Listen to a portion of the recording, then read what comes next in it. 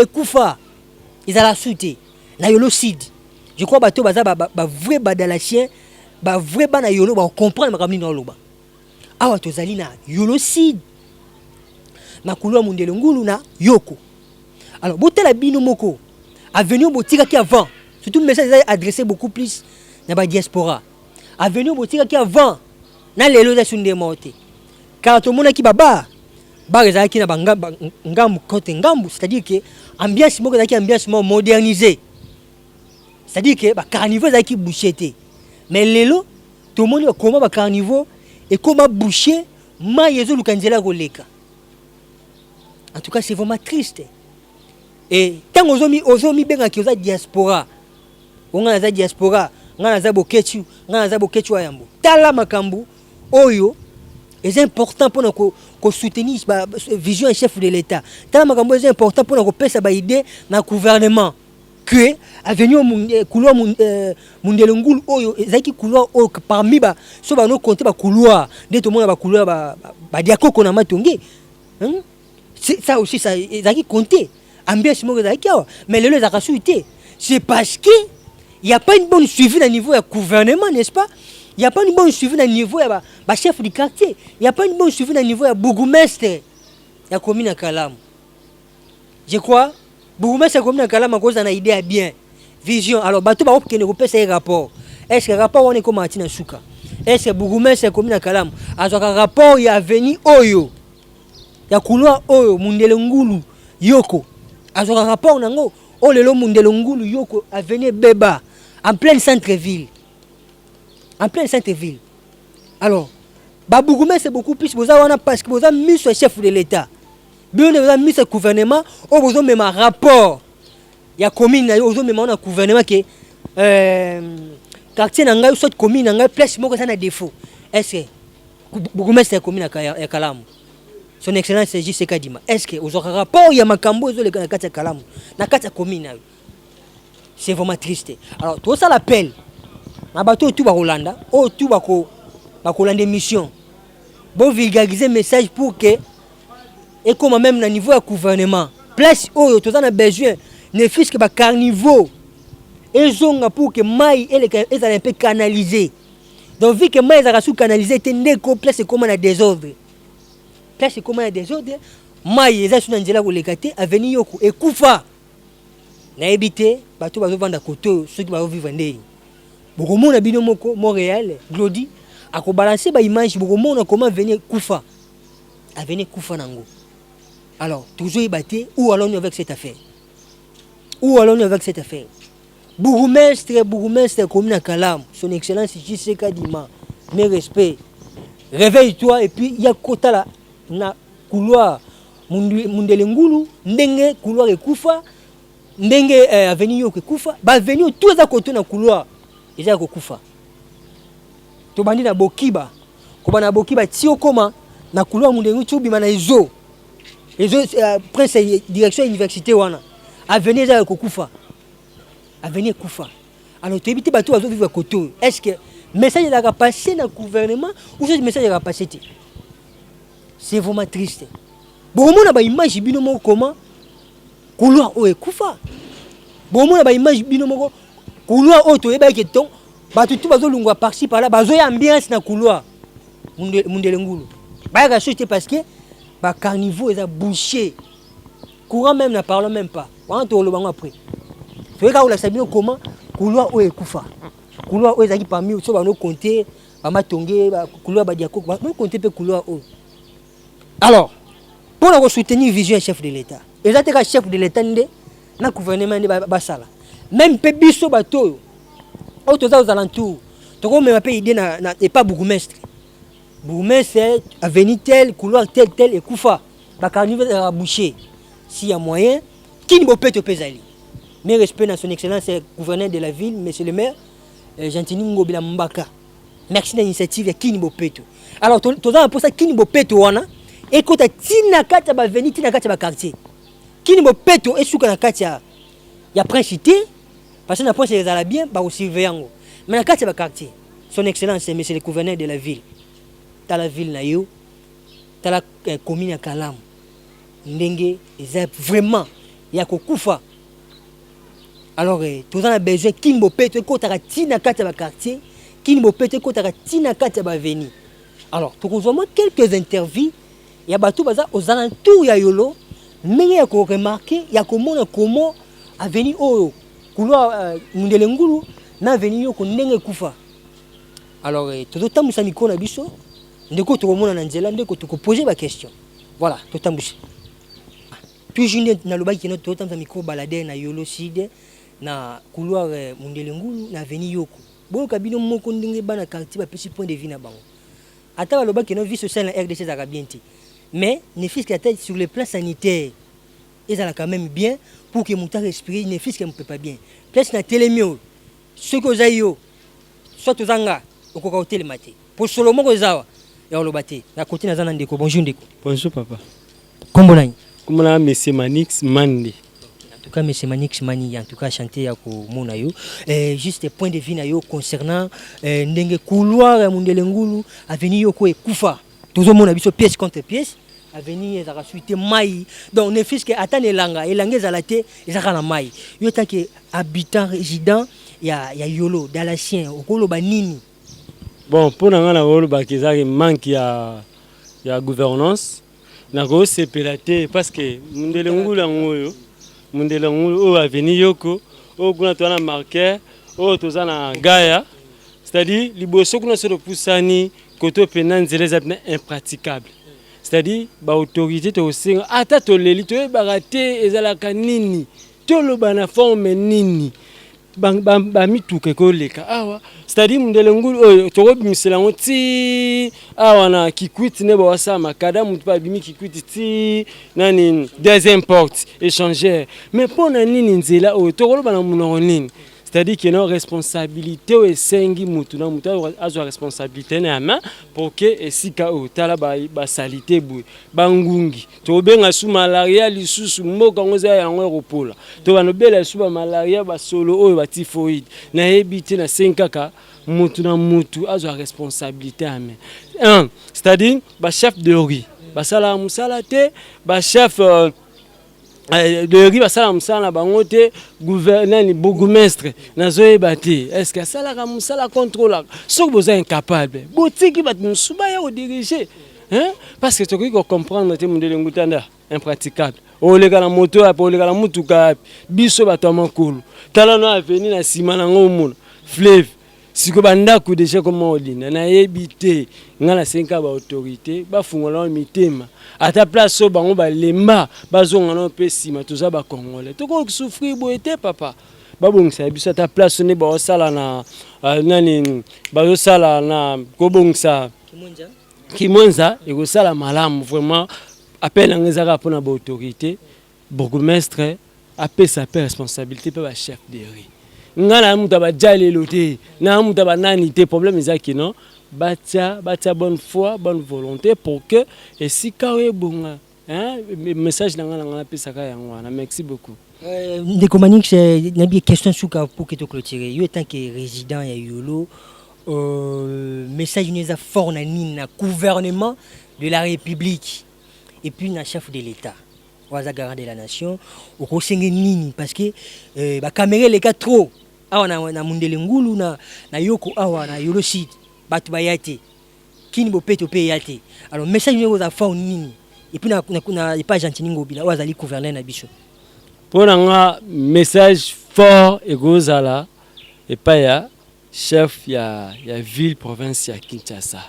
C'est vrai que azwaki initiative moko ya malamu ya kin bopeto mais kin bopeto on azomona ezako bazo pona disons ba quartier to ba commune mususu message fort nanga ezaka que ba paie sa responsabilité et pas ba chef de riz so ba chef de riz ba ju responsabilité na bango ba ko initier bako ça l'appel et pas il y a ba habitants il y a ba différentes avenues bako ya bando ça musala so ya se focaliser kana kin bopeto frais de motivation ezate ngala mwika bo kin bopeto et ko ça les matin voilà pourquoi le monde les a ko échoué nani le premier citoyen de la ville est gentil Makangobila apesa akabola batache parce que ye moko akoyeba te bavenir fonctionnera ndenge nini nayebi te bapesaka barapport nini yango wana yango message na ngai elingaki ezalaka mpona bongo nayebi te so question mosusu ezali.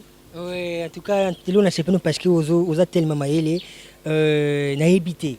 Est-ce que ici déjà depuis ba caméra les cas appel est-ce que bino moko na katia quartier vous avez déjà mobilisé pour na sala néfice que ko déboucher ba carnivore est-ce que si vous avez déjà initiative wana initiative ezalaka problème ezalaka que mesure d'accompagnement nde ezalaka te et que ça un bon matin là de se mobiliser nous les jeunes de me un peu coquiller différents niveaux. On le fait, mais on le fait pas vraiment comme d'habitude. C'est-à-dire que non, coup de pouce, il y a l'autorité, bah tout ça un moyen, de permettre bah jeunes bah ça là musala. Un exemple réel, bah tout bah ça là bah comme la bah venir. Frais de motivation ezalaka. Si seulement si le monsieur Mbaka Ngobila le premier citoyen de la ville a un souci à qui n'bopetu. Akita apesa ba moyen parce que mbongo ebimaka bapesa ba moyen ba chef à ville ya ba venir ba kobengisa biso initiative ezala nango ezaki no mesure d'accompagnement ezala ndeti toko sa kini bopeto lelo basali est-ce que semaine okoya ba kosala yango te sadi manque ya gouvernance nemte sala kino ba venir biso ekoma boye. En tout cas, merci beaucoup Manik, c'est à toi de continuer le micro balader. Je crois que tu auras le cas prochainement. Tu as été sage et puis très intelligent dans la réponse. Merci beaucoup. On continue avec le micro balader. Chef, alors, Bandeko Balandi, bino mo na réalité. Et là, quand pas chez Anine, ba kolonda o mo ba bimezate. Na ibite ba bimara wapi. Bazo kotela wapi, bazo bima wapi. Botela bino moko lupangu ya mutu ya bato bazo vivre na kati. Bangungi na parlons pas. Ban PC, bandinzi. Na parlons pas. Botala le pangu ya mutu mais liboso na ngoza ebale. So to bito péché pa mbisi. Ba mbisi ba ozangati. Botala ndeko yemo ka l'accepter comment ba sauter dans vous kota na ndako foza la tâche. So za chinois te okota te. Au moins ba shit, ozo sauter au kitio mati. Eza nini? Tout en kata pays na biso mo, tout en a besoin quand même to bénéficier.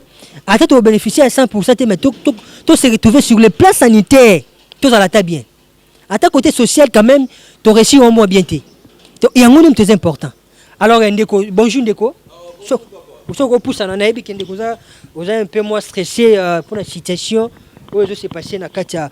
Vous comprenez na côté na katia ibali. Mbala liboso na salle émission na katia ibali. Oh dans mona oyo. Na katia avenue Yoko Mundele couloir Mundele Ngulu. Bonjour Ndeko. Ah bonjour. Bonjour santé. Un peu bien. Comment on a? Comme on a Hervé Chama papa na Mondele. Hervé Chama papa na Mondele en tout cas to monio question de monsieur Zali pour na venir ndenge kufa. Et tout est-ce que venir Zaki boye ou soit et comment? Papa, c'est regrettable, c'est trop dur. Oui. Mais plus qu'irregrettable, biso to koli na quartier. Mon place va bande ko ba telemi wana. Terrasse kundama ba mai o bandi le loti. Mon place kabina courant. Ba mai o da muta kufa pour na ba mai o. Muta nyata câble wana kufa. Na secteur tout ba bien.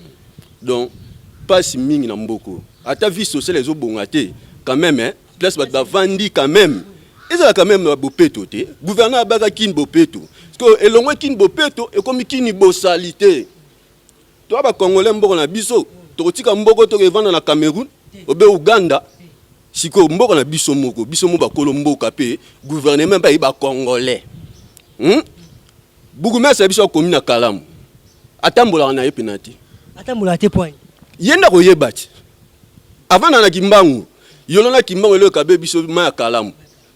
Toto moneka dernièrement nde bango bongisa ki mwenza nde to moniera. Ayebi koto bien. Couloir wa yebi yango bien. Très très bien. Buguma sa ayebi couloir bien. Très bien. Bon tala ta vie situation to vivre to termine na kati ya mai. Comment Buguma c'est nani? Jiseka Dima. Ayebi situation tala to termine na kati ya mai. Est-ce mboko pena bana susa peuple rozabo. Peuple rozabo. Tozo banga corona to ebito za plus que corona. Ah bon? Moi ba porte tout ba dimension ba venité. Ba maman sale ba tinel. Ba tinel to mo sa yebi biso yolo za ba système a venir ba tinel. Donc ba porte ba dimension te ko ko sale la tinel. Tinel. Bon papa bino ba pandisangwa. Bo la sera ba mona ka po boy pena ça ne va pas. Oza sou kin bo petote. Comme kini bo soto. Et avant dernière question, en tout cas, vous comprenez que Ndekwaza est émotionné, c'est-à-dire qu'il a une colère. Colère, on est dans le pays. Comment dans un pays comme la RDC, situation actuelle, sur les plans sanitaires, tout le bateau. Eh, papa, oui. Est-ce que Bino Moko na quartier, vous avez mobilisé, vous avez une fois un secteur samedi, vous avez salongo.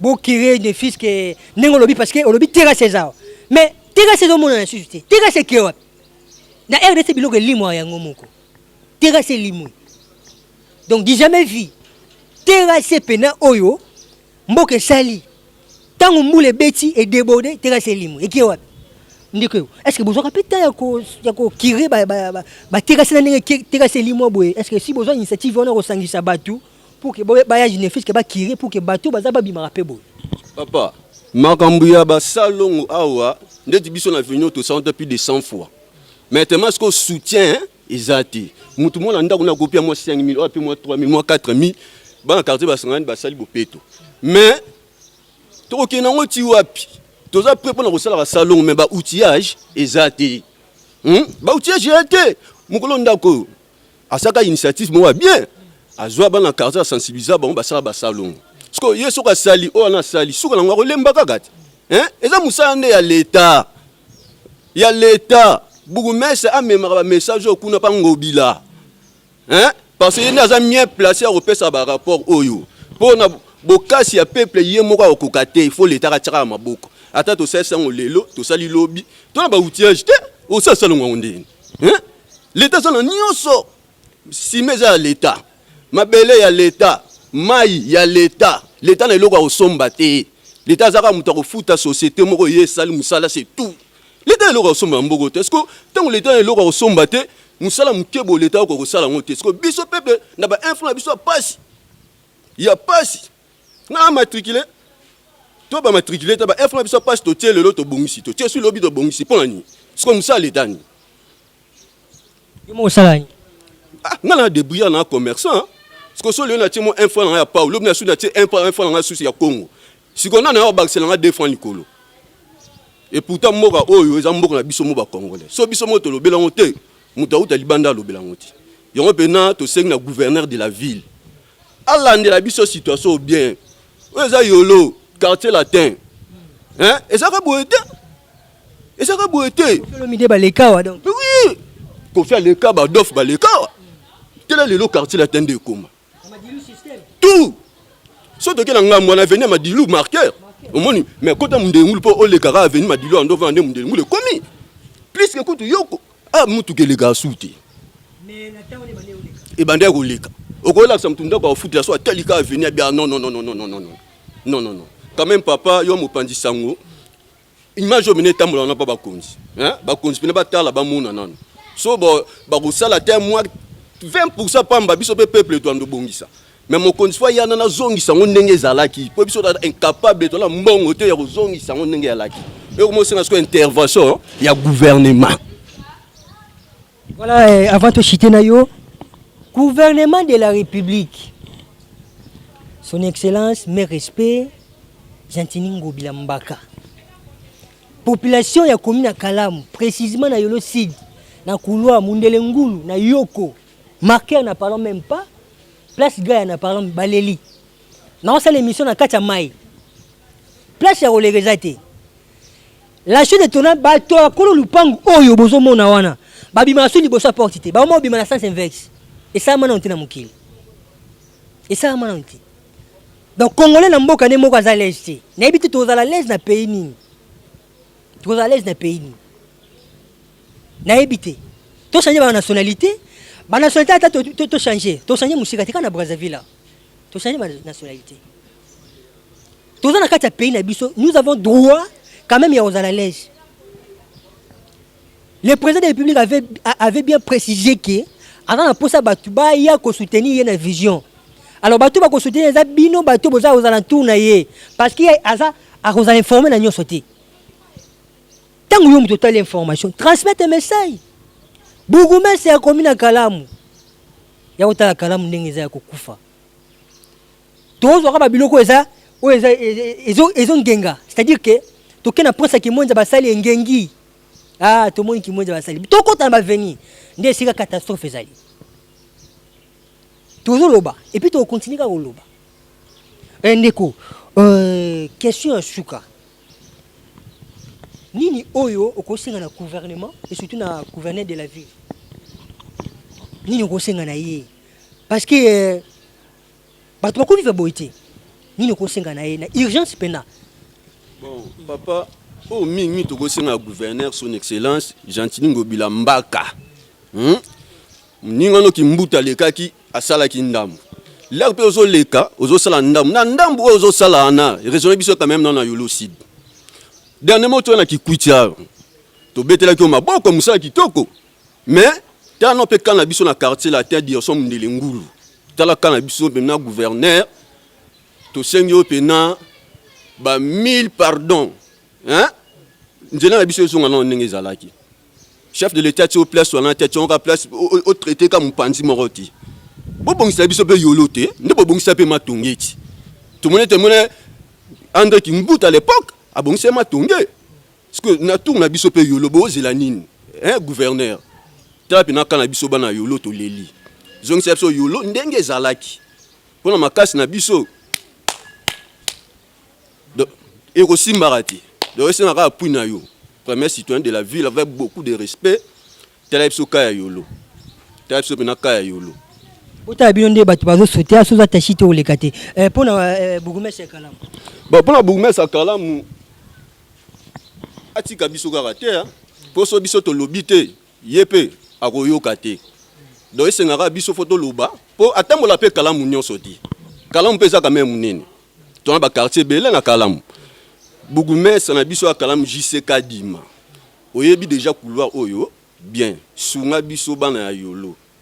Biso na yolo ki mbang to la raba voisin. Sunga biso bana bana yolo tano kana biso nde botel ka ki mwinza. Oto seng no yango wana. OK. Voilà le message, je crois le message a été passé. Boyo kibino moko ndenge population ya yolo. Yolo eza na kati ya Kalamu. Matonge eza na kati ya Kalamu. Pona nini ka bo toucher matonge? Mais yolo bo tiki ba place monsieur eza ba défaut ebele. Soki to bito lakisa bino ba défaut eza na kati ya yolo ekoleka ya matonge. Oh yolo eza parmi ba quartier o ebimisi ba star ebele. Ba star ebele. Foto bito kina matonge au moins to compter ba 5 so 6. Na kotanga ba kombote na yolo. Donc yolo c'est dans la histoire. On a besoin yolo zonga ndenge zalaki avant. Couloir au Mundele Ngulu. On a besoin mi touké banda koleke qui quitte zongi université et tout. Donc circulation ça la bien. Éclairage public nous n'en parlons pas. Ils ont raté. Ah so comme à 18h moi na yebela. Pour ça les qui est venu so ba kacho mutute loboko. Donc yango na ndeto mo vivre na kati Kinshasa. 18h déjà faut yebela. Dans so loboko longo était muté kolongwa. So muté longo était lokolo faut kende. Tout ça parce que l'éclairage public peut compter. Exact. Et kufa kala.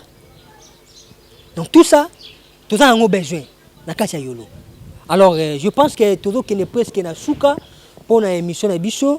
Je dis un grand merci à répondre vraiment à la question très bien. N'habitez l'ilobano souka cause à la ponato clôturer émission.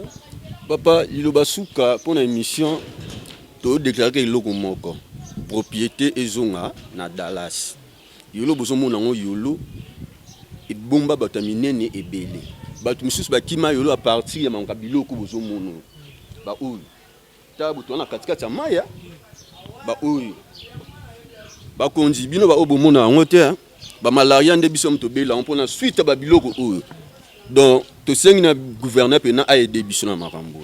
Voilà, merci beaucoup, on se retrouve à la prochaine pour la prochaine occasion. Je pense que boyo kibino moko ba konzi ya gouvernement ba bela kana ba malaria te. Ce sont toujours biso ba tout à côté ya bangungi.